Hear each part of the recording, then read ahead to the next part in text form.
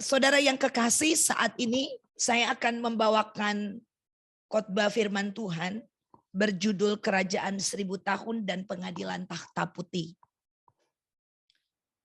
Ini adalah seri khotbah eskatologi atau akhir zaman yang kelima. Kita sudah belajar dari 1, 2, 3, dan 4, dari 70 kali 7 masa, sampai yang minggu lalu saya bawakan Gog Magog dan perang Harmagedon, Gog Magog dan perang Harmagedon. Dan mungkin kita udah ada sedikit bayangan tentang akhir zaman ini seperti apa. Dan kita akan terus sampai seri yang ke-7. Berarti minggu ini kelima, masih ada 2 minggu lagi, saudara, dan kita akan menyelesaikan eskatologi ini. Saudara yang kekasih, puji nama Tuhan, kalau kita bisa diberi kesempatan tentunya untuk bisa mendengarkan khotbah-khotbah tentang akhir zaman ini. Buat saya pribadi juga, walaupun saya yang berkhotbah dan Pastor Doni, tapi saya benar-benar juga ikut diberkati, saudara. Setiap kali saya berkhotbah tentang akhir zaman ini, saya merasa diri saya ada berada di sana, saudara. Memang ini bukan tentang perasaan ya, rasa-rasa. Bukan, kita nggak hidup dengan rasa, kita hidup dengan percaya kepada Tuhan. Tetapi saya ikut terbawa dengan khotbah ini. Dan saya percaya, saudara yang kekasih, bahwa pada waktu dikhotbahkan, kita bukan berimajinasi atau berkhayal, bukan. Tapi kita harus percaya suatu hari nanti kita akan tinggal di kerajaan 1000 tahun. Kita akan memerintah di sana selama masa 1000 tahun. Katakan amin. Haleluya. Saudara, kerajaan 1000 tahun terjadi pada waktu Tuhan Yesus Kristus datang kembali di bumi ini bersama-sama dengan kita orang percaya yang sudah diangkat. 3,5 tahun kita berada di sana, menikah di dalam perjamuan kawin anak domba Allah. Tuhan Yesus akan menjadi suami kita untuk selama-lamanya. Firman Tuhan berkata, apa yang sudah dipersatukan Allah tidak dapat diceraikan oleh manusia, kecuali oleh maut. Dan kita akan menjadi pengantinnya Tuhan Yesus. Dan akan diikat sampai selama-lamanya. Di mana Tuhan Yesus berada, di situ pengantinnya berada. Boleh bilang amin. Haleluya. Saudara yang kekasih, kita akan lihat di Yudas 1 ayat 14 tentang kedatangan Tuhan Yesus ini. Juga tentang mereka, Henok, keturunan ke-7 dari Adam, telah bernubuat. Katanya, sesungguhnya Tuhan datang dengan beribu-ribu orang kudusnya. Haleluya. Saudara yang kekasih, Yesus dengan pengantinnya, dengan kita, yang sudah diubahkan tubuhnya menjadi tubuh kemuliaan, tubuh yang tidak dapat binasa, akan turun. Dan Yesus akan menginjakkan kakinya di bumi ini bersama-sama dengan kita untuk memerintah di kerajaan 1000 tahun. Saat itu bumi telah dikuasai oleh antikristus pada waktu. Gereja Tuhan, orang-orang kudus, sejak dari Adam dan Hawa sampai pengangkatan gereja yang naik dalam pernikahan anak domba Allah dan turun bersama-sama dengan Tuhan Yesus. Waktu menginjakkan kaki di bumi ini, bumi telah dikuasai oleh antikristus. Dan saudara yang kekasih, terjadi perang Harmagedon sebelum terjadi kerajaan 1000 tahun. Minggu lalu saya sudah bawakan tentang perang itu. Dan akhirnya Tuhan Yesus di dalam 1 hari perang Allah atau perang daripada Tuhan Yesus, hari besarnya Tuhan, dia mengalahkan iblis dan para pengikut-pengikutnya. Dan Tuhan membunuh orang-orang yang mengikut antikris. Dan antikris dipenjara selama 1000 tahun lamanya. Sehingga kerajaan damai atau millennium kingdom atau kerajaan 1000 tahun dapat didirikan. Saudara yang kekasih, 1000 tahun bukanlah akhir dari pemerintahan Kristus. Melainkan 1000 tahun adalah awal dari pemerintahan Kristus sebagai Tuhan dan Raja. Haleluya. Saat ini kita akan melihat tentang kelangsungan dari kerajaan 1000 tahun itu sendiri. Kerajaan 1000 tahun ini ditulis di kitab Wahyu. Kita akan lihat di Wahyu 20 ayat 1 sampai ayat yang ketiga.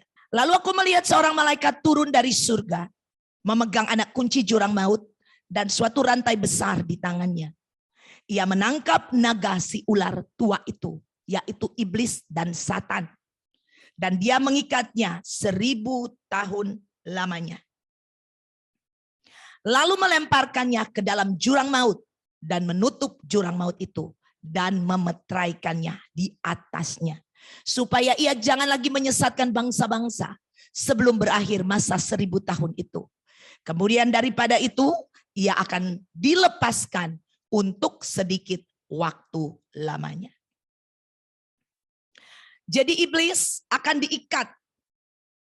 Dia akan dipenjarakan, saudara, di jurang maut selama 1000 tahun. Ini menunjukkan bahwa selama 1000 tahun, iblis tidak bisa lagi memperdaya manusia.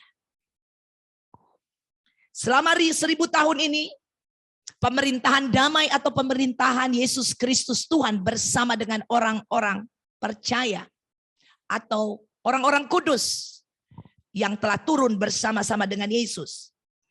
Menunjukkan ini adalah perhentian dan pengaruh iblis sepanjang dunia dijadikan, yaitu sejak Adam dan Hawa berdosa. Sampai Yesus dan orang percaya turun ke bumi ini, harus diberhentikan. Setelah 1000 tahun, ia akan dilepaskan untuk suatu masa yang singkat. Dan pada waktu masa yang singkat iblis dilepas, iblis akan memberontak kembali. Itu di dalam perang Gog Magog kedua atau final Gog Magog. Dan iblis juga akan menyesatkan kembali bangsa-bangsa. Kalau Anda mau mendengar perang ini, Anda bisa lihat di video di YouTube di perang Gog Magog. Saudara, waktu iblis dilepaskan, namanya iblis, saudara. Dia nggak bisa dikasih kesempatan sedikit pun. Dia langsung menyesatkan lagi. Dan saudara yang kekasih, kita masih berada di bumi ini saat ini. Hati-hati sama iblis. Setiap waktu, setiap saat, dia adalah penipu yang bisa menipu kita. Bangsa-bangsa yang akan atau ada selama pemerintahan Kristus di bumi ini adalah terdiri dari orang yang percaya, yang hidup lewat masa kesengsaraan atau masa tribulasi besar. Jadi orang-orang ini yang telah melewati masa tribulasi besar, yang tidak memakai tanda bilangan 66 itu, dan mereka masih hidup, mereka akan berpindah juga di kerajaan 1000 tahun. Dan kita orang-orang percaya yang sudah terangkat bersama orang-orang percaya yang sudah mati sejak Adam dan Hawa, sampai pada pengangkatan gereja, mereka dibangkitkan dan diubahkan menjadi memakai tubuh kemuliaan dan terangkat bersama-sama kita yang masih hidup dan kembali datang ke dunia ini bersama dengan Yesus. Orang-orang inilah yang akan masuk di dalam pemerintahan kerajaan 1000 tahun. Dan juga nanti detailsnya akan saya sampaikan di dalam khotbah ini. Yang akan juga masuk dalam kerajaan 1000 tahun adalah orang-orang yang mati syahid atau mati terbunuh di zaman antikris. mereka yang terbunuh di sana, yang masuk di dalam penderitaan di sana. Karena dikatakan di sana penderitaan yang belum pernah terjadi sebelum dunia dijadikan. Itu dialami oleh martir-martir yang berada di 3,5 tahun masa tribulasi. Jadi mereka akan dipindahkan juga ke kerajaan 1000 tahun. Akan dibangkitkan di sana. Dan mereka ini juga memakai tubuh kemuliaan. Saudara yang kekasih, kalau kita melihat Wahyu 20 ayat 4 dan ke-6, ini masih dalam posisi di kitab Wahyu kerajaan 1000 tahun, kita akan lihat lagi. Lalu aku melihat takhta-takhta dan orang-orang yang duduk di atasnya. Kepada mereka diserahkan kuasa untuk menghakimi. Aku juga melihat jiwa-jiwa mereka yang telah dipenggal kepalanya. Tadi yang saya katakan. Karena kesaksian tentang Yesus dan karena firman Allah. Yang tidak menyembah binatang itu dan patungnya. Dan yang tidak juga menerima tandanya pada dahi dan tangan mereka. Dan mereka hidup kembali dan memerintah sebagai raja bersama-sama dengan Kristus untuk masa 1000 tahun. Tetapi orang-orang mati yang lain tidak bangkit. Jadi orang-orang yang mati yang dibunuh di perang Harmagedon, mereka tidak bangkit. Ya. Sebelum berakhir masa 1000 tahun itu, inilah kebangkitan pertama. Jadi orang-orang juga yang mati, yang dari zaman Adam dan Hawa, sampai masa itu. Mau didirikan kerajaan 1000 tahun, orang-orang yang mati, yaitu mati di luar Yesus, di luar Tuhan. Orang-orang tidak percaya kepada Allah, mereka belum dibangkitkan. Ayat 6. Berbahagialah dan kuduslah ia yang mendapat bagian dalam kebangkitan pertama itu. Kematian yang kedua tidak berkuasa lagi atas mereka. Perhatikan di sini. Ya. Jadi orang-orang yang sudah dibangkitkan, kematian yang kedua tidak berkuasa lagi atas mereka. Tetapi mereka akan menjadi imam-imam Allah dan Kristus. Dan mereka akan memerintah sebagai raja bersama-sama dengan dia 1000 tahun lamanya. Saudara yang kekasih, kita telah melihat bagaimana peristiwa ini yang akan memerintah siapa saja. Dan orang-orang mati yang di luar Tuhan tidak akan dibangkitkan. Dan saudara yang kekasih, kita akan melihat sekarang tujuan dari pemerintahan kerajaan 1000 tahun. Yang pertama, kerajaan pemerintahan ini atau kerajaan 1000 tahun ini tujuannya adalah, yang pertama adalah untuk memelihara integritas atau karakter Allah. Dengan berbagai macam cara, Allah telah mendirikan kerajaan di bumi, saudara. Yaitu kerajaan Israel. Kita lihat sudah didirikan di bumi berkali-kali dan iblis mencoba menyelewengkannya. Tetapi kemahakuasaan dan kemuliaan Allah melebihi segalanya, saudara yang kekasih. Iblis tidak pernah bisa memberhentikan Allah. Dia hanyalah ciptaan. Allah adalah penciptanya.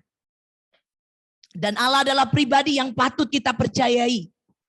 Dan akhirnya saudara kita lihat kerajaan 1000 tahun ini harus didirikan. Karena bumi ini bukan kepunyaan iblis. Bumi ini adalah kepunyaan Allah. Diciptakan oleh Allah. Dan Allah lah yang memerintahnya. Bukan iblis. Karena kejatuhan manusia di dalam dosa. Beribu-ribu tahun, berabad-abad. Iblis telah memerintah. Iblis telah menguasai manusia dunia ini. Tetapi ada satu masa. Yaitu di masa kerajaan 1000 tahun ini. Iblis tidak bisa memberhentikan lagi. Orang-orang percaya. Di mana sesuai dengan ciptaan Allah. Mereka harus memerintah. Karena demikianlah Allah menciptakan manusia. Untuk memerintah bumi ini. Amin. Haleluya. Dan peristiwa ini akan terjadi seperti peristiwa di Taman Eden. Saudara, dikembalikan kepada tujuan Allah. Nomor 2. Untuk menggenapi tujuan Allah. Penggenapan tujuan Allah ini yaitu untuk mendemonstrasikan pemerintahan Allah yang sempurna di bumi ini. Ini dinyatakan dengan pemerintahan ini, yaitu Allah atau Yesus Kristus, satu-satunya yang akan memerintah bumi ini, tidak ada yang lain. Tuhan Yesus bersama dengan orang-orang yang dikasihinya, orang-orang percaya. Saudara, ini akan memerintah di bumi ini. Yang ketiga, kerajaan ini didirikan, tujuannya adalah untuk memulihkan hubungan Allah dengan ciptaannya. Hubungan yang harmonis yang telah tercipta di Taman Eden. Hubungan yang erat. Hadirat Allah ada di sana, saudara. Pada waktu di Taman Eden, manusia hidup di dalam kekekalan Adam dan Hawa. Dan mempunyai hubungan yang intim dengan Allah. Sesudah iblis masuk, hubungan ini hancur.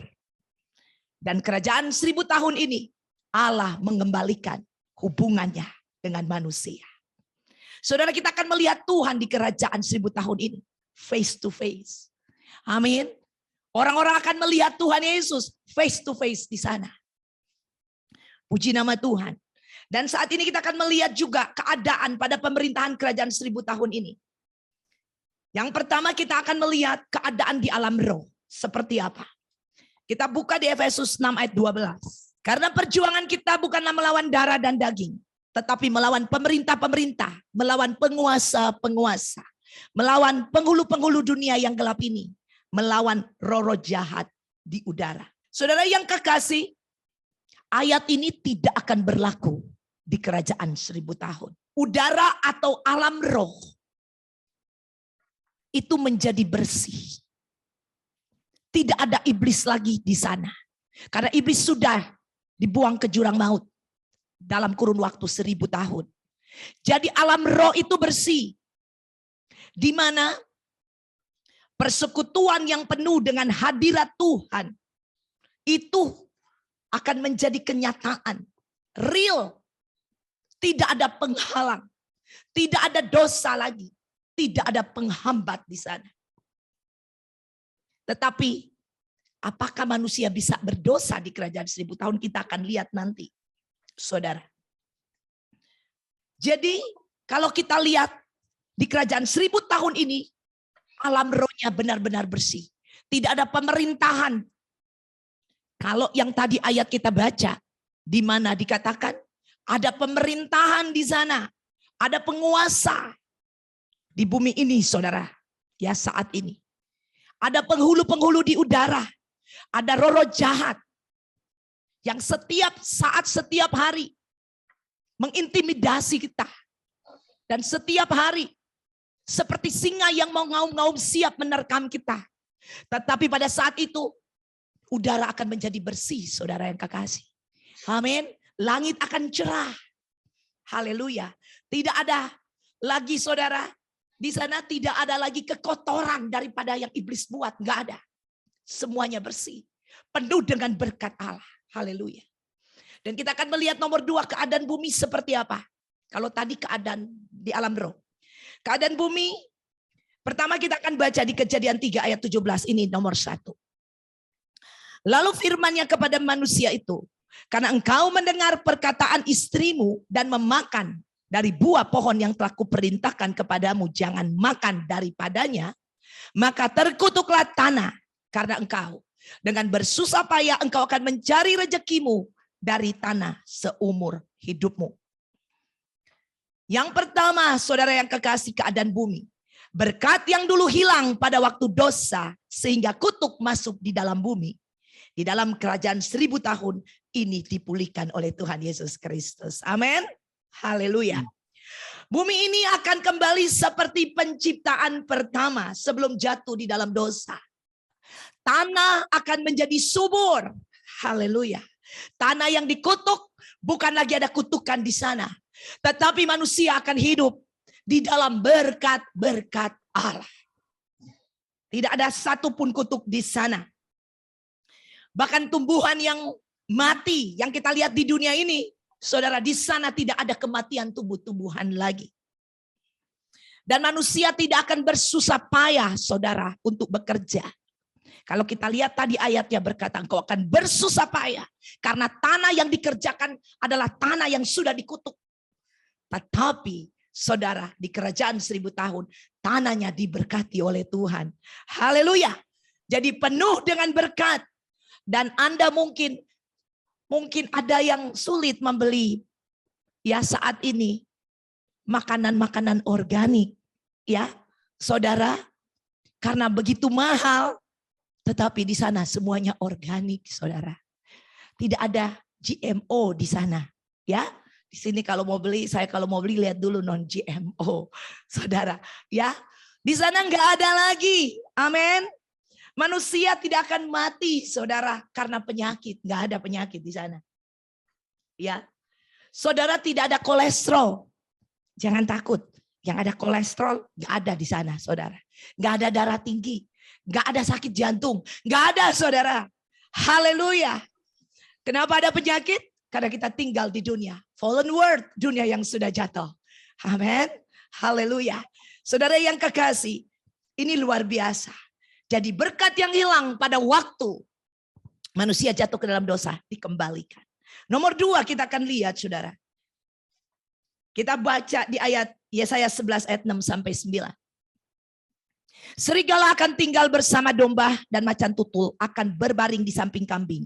Anak lembu dan anak singa akan makan rumput bersama-sama. Dan seorang anak kecil akan menggiringnya.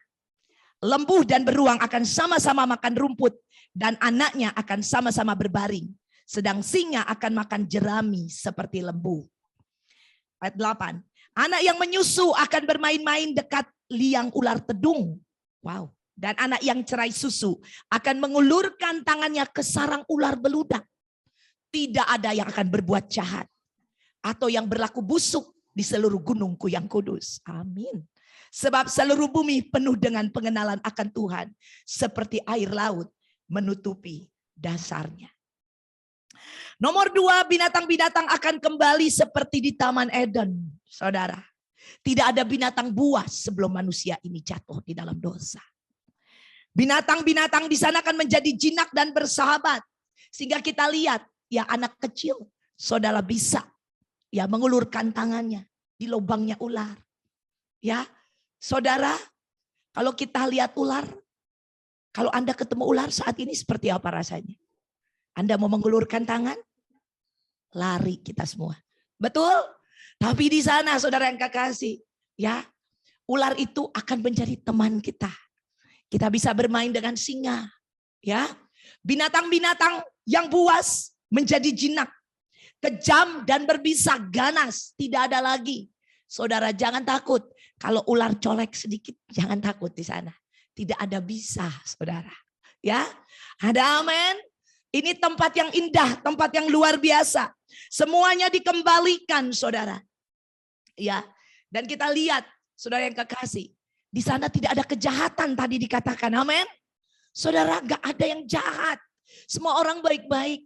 Jadi Anda gak perlu curiga kalau ada tetangga datang. Hello, tetangga tenang, tidak akan bilang, oh saya boleh minta ini, saya boleh pinjam ini. Gak ada, saudara. Semuanya berkelimpahan, katakan amin. Haleluya. Tempat yang indah, yang luar biasa. Dan yang nomor 3 kita akan lihat. Mari kita buka di Yesaya 29 ayat 18 dan 19. Pada waktu itu orang-orang tuli akan mendengar perkataan-perkataan sebuah kitab. Dan lepas dari kekelaman dan kegelapan mata orang-orang buta akan melihat. Orang-orang yang sengsara akan tambah bersukaria di dalam Tuhan. Dan orang-orang miskin di antara manusia akan bersorak-sorai di dalam yang Maha Kudus Allah Israel. Haleluya. Dan kita lihat lagi di Yesaya 35 ayat 5 dan 6. Pada waktu itu mata orang-orang buta akan dicelikan. Dan telinga orang-orang tuli akan dibuka. Pada waktu itu orang lumpuh akan melompat seperti rusa. Dan mulut orang bisu akan bersorak-sorai. Sebab mata air memancar di padang gurun. Dan sungai di padang belantara. Wow. Saudara, tubuh yang cacat. Nomor 3. Tubuh yang cacat menjadi sempurna. Tidak ada lagi kesengsaraan dan kemiskinan di sana. Jadi jangan takut. Oma opa. Ya. Orang-orang tua yang giginya mungkin udah hilang satu. Atau pakai gigi palsu. Giginya tidak palsu lagi. Atau giginya nggak bolong lagi, akan komplit di sana. Amin.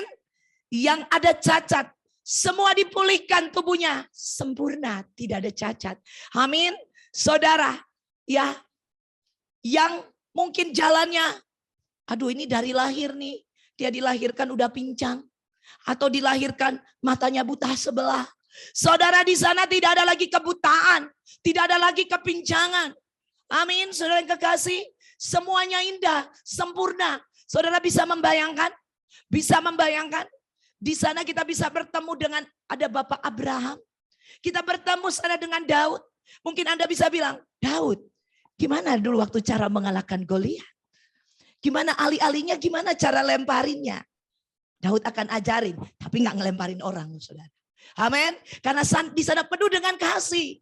Ya kita akan tanya juga, Daniel gimana pada waktu di lubang singa? Waduh, saat itu kata Daniel, nih sambil dia elus-elus singa. Dan kita juga elus-elus singa di sana. Dulu ini galak banget, dulu mau makan saya. Sekarang jadi teman saya. Amin, saudara kekasih. Hari yang luar biasa. Hari yang indah. Saudara, saya seperti berada di sana saat ini.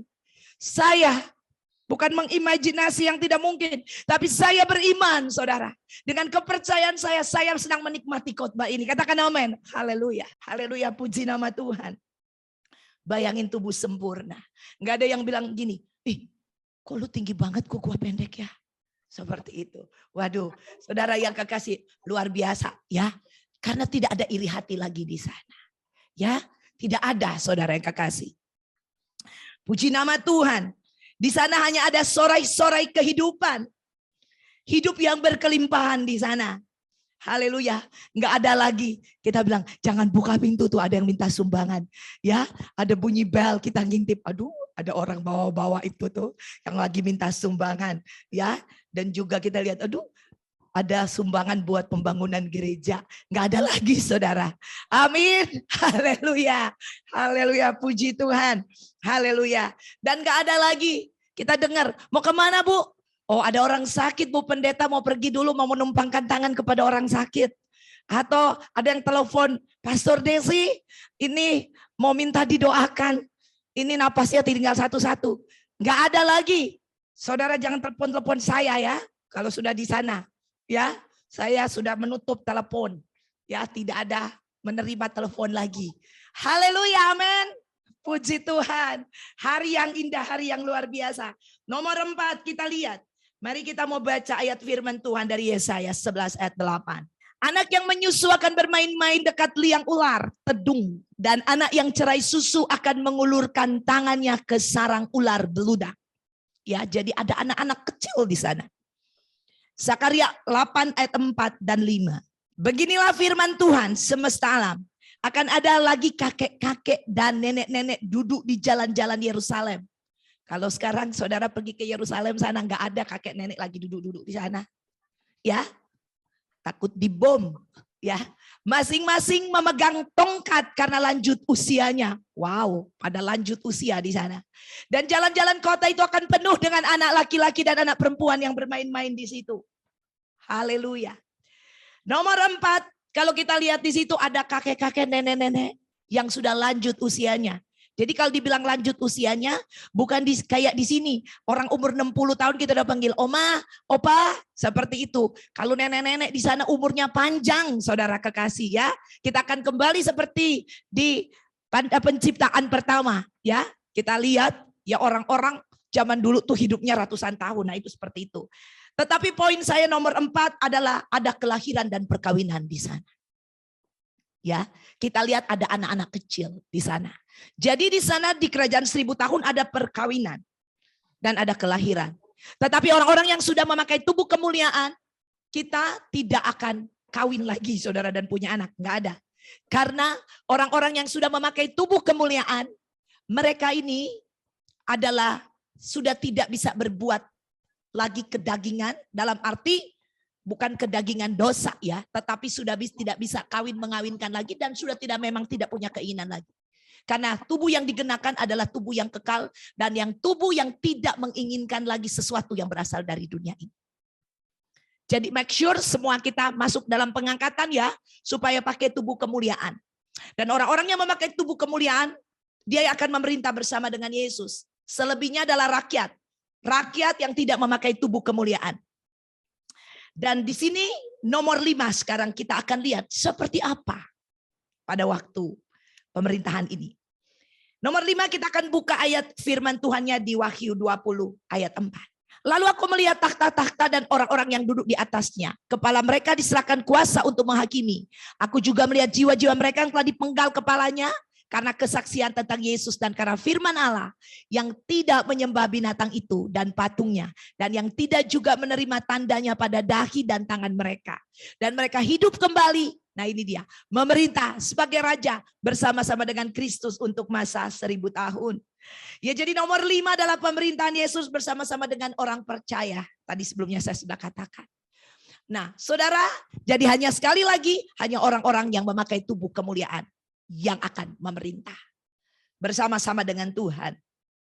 Ini luar biasa banget saudara di dalam pemerintahan ini. Ya, jadi tipe orang seperti apa yang memakai tubuh kemuliaan? Yaitu yang pertama adalah orang-orang yang rapture. Ya, pada waktu rapture kan kita diubah tubuh kita menjadi tubuh kemuliaan. Orang yang mati di kebangkitan sebelum waktu mau rapture, orang-orang itu dikatakan firman Allah, mereka akan dibangkitkan dan diubah, ya, memakai tubuh kemuliaan. Orang yang mati itu kan, mereka udah mati meninggalkan tubuh di tanah. Dan pada waktu mereka bangkit, mereka mengenakan tubuh kemuliaan. Dan sama-sama dengan orang yang masih hidup pada saat itu. Kita yang pakai masih tubuh ini, kita diubah tubuh ini memakai tubuh kemuliaan. Dan kita terangkat rapture. Nah orang-orang yang rapture nomor 1. Orang-orang yang kedua yang akan memerintah adalah orang-orang yang dibangkitkan di kerajaan 1000 tahun. Ya, yang saya katakan orang-orang yang mati syahid atau mati karena nama Tuhan di waktu masa kesusahan besar. Dan yang menjadi rakyat adalah orang-orang yang berpindah saudara. Pada waktu masa kesusahan besar, mereka yang tidak memakai angka 66 itu, ya, mereka ini tidak mati juga pada saat itu, tidak mati syahid, tapi mereka hidup pada saat itu, mereka akan berpindah tempat. Dari kesusahan besar pindah ke kerajaan 1000 tahun. Nah ini orang-orangnya, saudara kekasih. Nomor 6 kita akan melihat. Kita baca ayatnya di Yesaya 11 ayat 4 dan 5. Tetapi ia akan menghakimi orang-orang yang lemah dengan keadilan. Dan ia akan menjatuhkan keputusan terhadap orang-orang yang tertindas di negeri dengan kejujuran. Ia akan menghajar bumi dengan perkataan yang seperti dengan tongkat. Dan dengan nafas mulutnya ia akan membunuh orang fasik. Ia tidak akan menyimpang dari kebenaran dan kesetiaan. Seperti ikat pinggang tetap terikat pada pinggang. Dan kita lihat juga saudara yang kekasih di Wahyu 2 ayat 27. Ini ayat yang terakhir untuk pemerintahan kerajaan 1000 tahun. Dan ia akan memerintah mereka dengan tongkat besi. Mereka akan diremukkan seperti tembikar tukang periuk. Sama seperti yang kuterima dari Bapakku. Jadi nomor 6 adalah pemerintahan di kerajaan 1000 tahun ini adalah pemerintahan dengan tongkat besi. Saudara, ini berbicara apakah di kerajaan 1000 tahun masih ada kematian? Atau orang masih berbuat dosa? Saudara, di sana karena ini masa damai, ini masa pemerintahan Allah sendiri, Tuhan Yesus sendiri yang memerintah. Di sana ada orang yang akan mati. Tetapi tidak banyak. Tapi ada orang yang akan mati. Mereka mati bukan karena mereka sudah lanjut usia, bukan. Karena kalau Anda baca di firman Tuhan yang lain, dikatakan umur 100 itu mereka masih disebut anak-anak, saudara. Ya. Nah, kalau kita lihat oma opah di sini ya, saya melayani di panti jompo, saudara, ada orang-orang yang umur udah 100, ya di sana, waduh saya lihat udah tua sekali. Seperti itu, benar-benar udah tua. Ya, bahkan kalau pensiun aja udah dianggap orang-orang tua ya, umur berapa? 65 ya di Amerika, 65 seperti itu. Di Indonesia nggak tahu umur berapa, 60 ya. Kalau bahkan zaman dulu, zaman papa saya 50 something ya, udah pensiun gitu loh. Seperti itu. Nah, saudara yang kekasih, kalau umur 100 tuh masih muda, di sana masih anak-anak. Ya, jadi waduh luar biasa banget. Tetapi saudara yang kekasih, Orang itu tidak akan mati karena dia usia tua, tetapi mereka mati kalau ada dosa. Dosa itu kayak gini. Dosa itu tidak akan kelihatan, oh orang itu nyolong atau maling gitu loh baru. Oh ini dosa, langsung mati. Enggak. Dia baru ingin berbuat dosa. Baru punya niat berbuat dosa, udah langsung mati dalam pemerintahan ini. Nah, tadi saya katakan pemerintahannya adalah pemerintahan dengan tongkat besi, saudara. Ya, jadi tidak ada kompromi sedikit pun. Saudara, ada masanya masa anugerah. Ada masanya masa pemerintahan damai. Ada masanya murka Tuhan dicurahkan. Jangan main-main sama Tuhan. Ini masa anugerah. Yes. Sejak Yesus mati di atas kayu salib, dia bangkit. Saat itu masa anugerah buat gereja Tuhan. Waktu Roh Kudus dikirim kepada kita di loteng Yerusalem. Sampai hari ini masa anugerah. Masa kasih karunia Tuhan. Amin. Untuk itu bertobat di masa ini, saudara. Jangan main-main. Percaya kepada Tuhan Yesus di masa ini. Karena ada satu masa, saudara, seperti ini. Sekarang orang percaya, orang yang percaya kepada Tuhan Yesus, dibilang janji aja masih suka bohong. Bener nggak? Oke, besok. Bukan bohong. Tiba-tiba, aduh udah gak usah pergi deh. Ya, atau kita janji, tapi kita nggak punya kemampuan untuk berjanji. Karena kita terbatas. Di sana tidak bisa lagi, saudara. Nggak bisa seperti itu, karena nggak ada batasan lagi di sana. Ada Tuhan sendiri yang memerintah. Jadi tidak ada excuse. Nggak ada excuse lagi. Ya, seperti itu. Masa damai. Saudara yang kekasih, sedikit pun keinginan udah mati. Haleluya. Saudara, kematian dan dosa, yang dosa seperti itu masih ada di sana. Masih bisa terjadi di sana. Dan yang bisa berdosa dan mati itu hanya orang-orang yang memakai tubuh jasmani seperti ini. Orang-orang yang sudah memakai tubuh kemuliaan, yang sudah rapture, dia tidak akan jatuh di dalam dosa. Once kita memakai tubuh kemuliaan, kita akan pergi terus tuh. Tantangan apapun, ada perang Harmagedon, perang Gog Magog, kerajaan 1000 tahun, tidak. Pengadilan takhta putih kita akan pergi terus masuk nanti. Saya akan khotbahkan minggu depan. Amin. Di langit yang baru dan bumi yang baru. Untuk itu pastikan diri Anda rapture. Pastikan memakai tubuh kemuliaan. Boleh bilang amin, saudara yang kekasih. Haleluya. Haleluya. Saudara, Tuhan mengasihi kita. Dia memperingati kita lewat khotbah. Amin. Tapi tinggal salah kita sendiri kalau kita hidup tidak benar. Ya, atau kita hidup mempermainkan karunia Tuhan yang sudah Tuhan berikan kepada kita. Haleluya. Ambil kasih karunia itu. Terima Tuhan Yesus sebagai Tuhan dan Juru Selamat. Dan hidup di dalam Dia. Manusia diselamatkan bukan karena perbuatan baik manusia. Tidak. Kekristenan tidak mengajarkan demikian. Tapi kalau kita diselamatkan di masa anugerah ini karena kasih karunia Allah. Pemberian Allah. Tetapi Anda yang sudah menerima kasih karunia Allah, pegang tiket itu sampai di garis akhir. Jangan seperti Yudas, dia buang tiket itu. Ada amin? Haleluya. Haleluya. Dan itu yang akan terjadi, saudara. Jadi kematian dan dosa masih bisa terjadi di sana. Seperti di Taman Eden, kita lihat ya, manusia bisa jatuh. Tetapi saudara yang kekasih, maut atau dosa atau kematian itu tidak akan pernah terjadi lagi. Waktu kapan? Pada waktu Anda akan berada di langit yang baru dan bumi yang baru. Tidak ada lagi yang seperti ini. Amin. Di situ kekal. Tidak ada lagi keinginan sedikit pun berbuat dosa. Nggak ada lagi. Baik. Saat ini saya akan pergi ke pengadilan takhta putih. Kerajaan 1000 tahun telah selesai. Dan kalau Anda ingin belajar lebih lanjut, silakan sama-sama ikut sel group. Ya, sel group ada di icc.net. Anda bisa pilih hari, jam, waktu, umur Anda yang cocok. Ya, dengan Anda di mana, di situ Anda bisa pilih. Ada hari dan jam. Di situ ada juga nomor telepon para pemimpin sel di situ. Pengadilan takhta putih kita buka 2 Korintus 5 ayat 10. Sebab kita semua harus menghadap takhta pengadilan Kristus supaya setiap orang yang memperoleh apa yang patut diterimanya sesuai dengan yang dilakukannya dalam hidupnya. Ini baik ataupun jahat. Saudara, sesungguhnya di dalam pengadilan kalau kita lihat, yang dimasukkan ke pengadilan itu bukan orang baik. Pengadilan itu yang masuk adalah orang jahat. Enggak pernah Saya itu tidak berbuat jahat dan tiba-tiba Ibu Desi ada di pengadilan gitu. Ya, hanya orang yang dituduh berbuat jahat, dia akan masuk pengadilan. Tetapi makanya 2 Korintus 5 ayat 10 ini saya mau meluruskan. Jadi kita akan lihat nanti di pengadilan takhta putih di kitab Wahyu. Ya, sebentar, dalam beberapa menit saya akan jelaskan itu.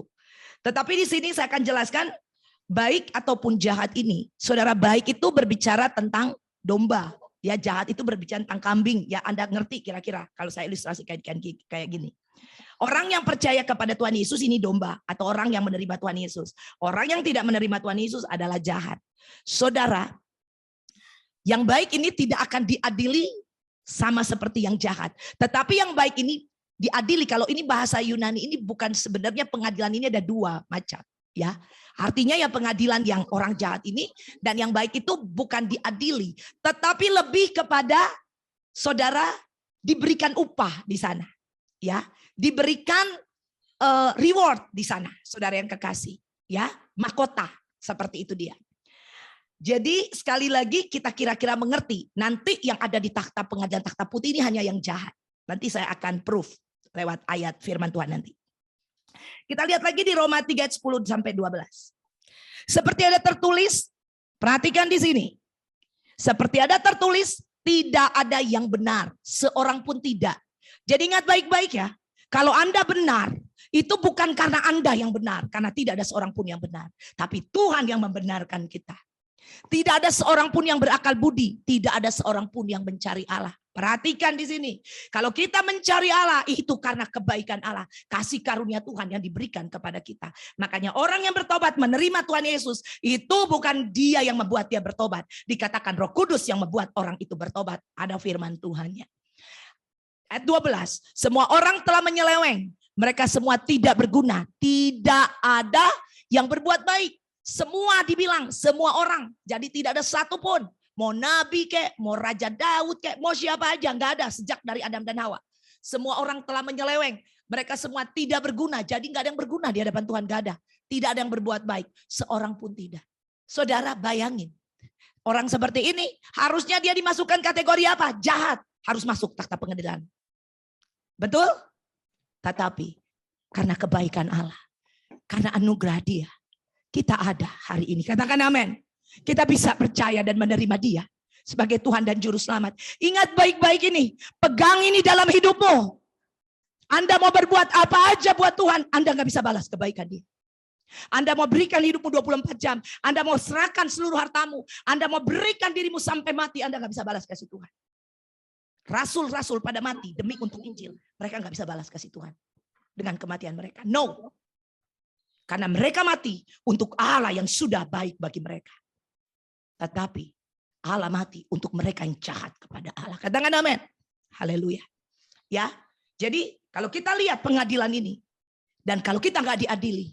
Semua by the grace. Semua karena anugerah Tuhan. Amin. Untuk itu pegang anugerah ini sampai di titik akhir hidupmu. Jangan buang tiket ini. Tetap di dalam kebenaran. Tetap di dalam Tuhan. Sampai di akhir kehidupan kita. Katakan amin. Haleluya. Ya. Kita akan lihat saudara yang kekasih. Selanjutnya kita akan buka di Yohanes 5 ayat 22. Bapa tidak menghakimi siapapun, melainkan telah menyerahkan penghakiman itu seluruhnya kepada anak. Ya. Saudara, jadi Bapa tidak menghakimi siapapun. Tetapi Yesus yang menghakimi. Ya. Dikatakan telah menyerahkan itu kepada anaknya. Kita buka lagi Roma 8 ayat 34. Kita akan lihat di sini. Kristus Yesus yang telah mati, bahkan lebih lagi yang telah bangkit, yang juga duduk di sebelah kanan Allah, yang malah menjadi pembela kita. Haleluya. Puji Tuhan. Saudara, Tuhan Yesus yang akan menjadi pembela kita. Amin. Saudara, sejak kita terima Tuhan sebagai Tuhan dan Juru Selamat, dialah pembela agung kita di hadapan Bapa. Dan Bapa menyerahkan pengadilan itu kepada Yesus. Dan kalau kita tidak diadili karena dia sudah membela kita, katakan amin. Haleluya. Itu bukan karena kemampuan kita, bukan karena perbuatan baik kita, tetapi itu karena kemurahan Allah. Haleluya. Dan orang-orang yang sudah menerima kemurahan Allah, mereka akan hidup tentunya di dalam kebenaran Allah. Amin. Haleluya. Untuk itu pastikan diri kita tetap hidup dalam kemurahan Allah, yaitu hidup di dalam kebenarannya. Dan yang ayat terakhir di sini di Wahyu, ya, di pengadilan putihnya, takhta putih ini. Wahyu 20 ayat 11 sampai 15. Lalu aku melihat suatu takhta putih yang besar, dan dia, yaitu Yesus, yang duduk di atasnya. Dari hadapannya lenyaplah bumi, dan langit tidak ditemukan lagi tempatnya. Jadi habis kerajaan 1000 tahun, perang Gog Magog. Di perang Gog Magog itu dilepaskan sedikit waktu untuk iblis, dan iblis menyerang kembali, ya. Dia mempengaruhi orang-orang yang masih pakai tubuh jasmani di kerajaan 1000 tahun, dan orang-orang ini akhirnya mengikut iblis lagi. Dan mereka memerangi tempat kudus atau orang-orang kudusnya Tuhan. Tapi Tuhan menurunkan api dan menghanguskan mereka. Mereka mati, saudara. Yang di perang Gog Magog final. Setelah mereka mati, saudara, dan akhirnya iblis diambil, iblis dibuang ke lautan api yang bernyala-nyala, saudara yang kekasih. Dan para setan-setan yang lain tentunya. Dan masuk ke pengadilan ini. Semua udah gak ada, ya. Dikatakan bumi lenyap dan langit juga tidak ditemukan lagi. Langit yang mana dan bumi yang mana? Yang ini sekarang, yang kita tempati. Yang dulu, yang nanti akan ada di kerajaan 1000 tahun. Itu akan lenyap. 12. Dan aku akan melihat orang-orang mati. Perhatikan. Orang-orang mati besar dan kecil berdiri di depan takhta itu. Yang diadili adalah orang-orang mati. Orang-orang yang tidak dibangkitkan. Ya. Jadi dengan kata lain, ingat yang saya katakan, pada waktu rapture yang dibangkitkan itu adalah hanya orang-orang kudus sejak dari zaman Adam dan Hawa sampai rapture. Orang-orang yang mati, yang di luar Tuhan sampai dengan rapture itu tidak bangkit. Dan juga orang-orang yang mati pada waktu di 3,5 tahun masa tribulasi besar, yaitu di perang Gog Magog pertama, ya, di situ yang penyerangan dari Gog, dari tanah Magog, saudara kasih, dan sekutu-sekutunya. Saudara, mereka juga mati di dalam peperangan itu. Dan orang-orang juga yang mati, saudara, di perang Harmagedon. Dan orang-orang juga yang mati di waktu kerajaan 1000 tahun ada. Dan orang-orang yang mati di perang final Gog Magog. Mereka akan berdiri di depan takhta itu. Lalu dibuka semua kitab. Perhatikan di sini. Semua kitab. Jadi ada kitab-kitab lain selain kitab kehidupan, ya. Dan dibilang di sini, dan dibuka juga sebuah kitab lain. Nah, sebuah kitab lain ini yaitu kitab kehidupan. Nah, ini buku kehidupan dibuka, sementara ada kitab-kitab yang lain. Ini berbicara apa, saudara yang kekasih? Ini berbicara bahwa ada Injil. Injil ini apa? Injil ini adalah berita baik, good news. Good news tentang apa? Tentang Yesus yang telah membawa anugerah kepada dunia ini. Supaya orang yang percaya kepada dia tidak binasa, melainkan beroleh hidup yang kekal. Ini kitab Injil, saudara. Tetapi orang-orang ini, mereka tidak percaya kepada kitab Injil ini. Mereka memberontak, ya, atau mereka sempat percaya. Dan mereka di akhir seperti Yudas tidak percaya lagi. Malah menganggap bahwa Injil itu, saudara, bukanlah kebenaran karena Yudas dia membunuh Yesus, ya. Saudara, kita lihat di sini. Jadi orang-orang ini akan dihakimi di takhta putih. Orang-orang yang mengikuti kitab-kitab lain. Ya. Jadi hanya satu Injil, yaitu satu kitab. Ya, yaitu Injil Kerajaan Allah, Yesus Kristus. Ya, di luar Yesus Kristus, di luar Injil, itu adalah kitab-kitab yang lain. Ya, saya yakin kita mengerti di sini. Dan orang mati, yaitu yang kitab-kitab lain ini, yang percaya dan mengikuti kitab-kitab lain ini, dihakimi menurut perbuatan mereka. Berdasarkan apa yang ada tertulis di dalam kitab-kitab itu. Paham ya? Kita pindah sekarang ke 13. Maka laut menyerahkan orang-orang mati yang ada di dalamnya. Dan maut dan kerajaan maut menyerahkan orang-orang mati yang ada di dalamnya. Dan mereka dihakimi masing-masing menurut perbuatannya. Kitab-kitab itu. Lalu maut dan kerajaan maut itu dilemparkanlah ke dalam lautan api. Nah ini bersama-sama dengan iblis. Iblis sudah dilemparkan di lautan api dan sekarang adalah orang-orang yang mati itu. Itulah kematian yang kedua, lautan api. Ayat 15, ayat yang terakhir. Dan setiap orang yang tidak ditemukan namanya tertulis di dalam kitab kehidupan, itu ia akan dilemparkan ke dalam lautan api itu. Lautan api, saudara. Lautan api. Sepanjang mata memandang hanya api. Dan lautan berarti kedalaman api itu sangat dalam. Anda nggak bisa lari. Manusia tidak bisa lari kemana-mana. Mereka akan berhadapan di sana. Dan masing-masing orang tidak peduli karena sibuk dengan kesakitan dibakar. Saudara, kalau dibakar meleleh enggak? Ya, meleleh enggak tubuh ini kalau dibakar? Coba aja di kompor taruh tanganmu, meleleh apa enggak? Dan ini seluruh tubuh meleleh, jadi lagi, meleleh, jadi lagi, meleleh, jadi lagi di lautan api. Saya enggak bilang Anda, dalam nama Yesus, kita semua yang mendengarkan khotbah pada hari ini, kita akan tetap setia sampai di garis akhir. Katakan amin, haleluya. Saudara yang kekasih, ini lautan api enggak main-main. Berenang. Saya suka berenang. Hobi saya berenang. Tapi enggak berenang di lautan api. Saudara yang kekasih, ini akan terjadi. Dan Anda, bukan Anda, sekali lagi dalam nama Yesus. Orang-orang yang akan masuk di sini, saudara. Tidak ada pengharapan lagi. 1 hari, aduh udah mau lewat. 2 hari, kalau cuma 10 tahun. Saudara, aduh tinggal sekian tahun. Ini kekal. Sekali manusia dilahirkan, dia dilahirkan di dalam kekekalan. Either di surga atau di neraka. Saudara, hari ini ambil keputusan untuk ikut Tuhan. Yang belum terima Tuhan Yesus sebagai Tuhan dan Juru Selamat. Dan yang masih main-main dengan dosa, hidup dalam kebenaran. Dan undang Tuhan Yesus yang belum menerima. Bilang, Tuhan, aku undang engkau masuk dalam hidupku. Aku menjadikan engkau Tuhan dan Juru Selamatku. Ampuni dosaku. Haleluya. Nama Tuhan dipermuliakan.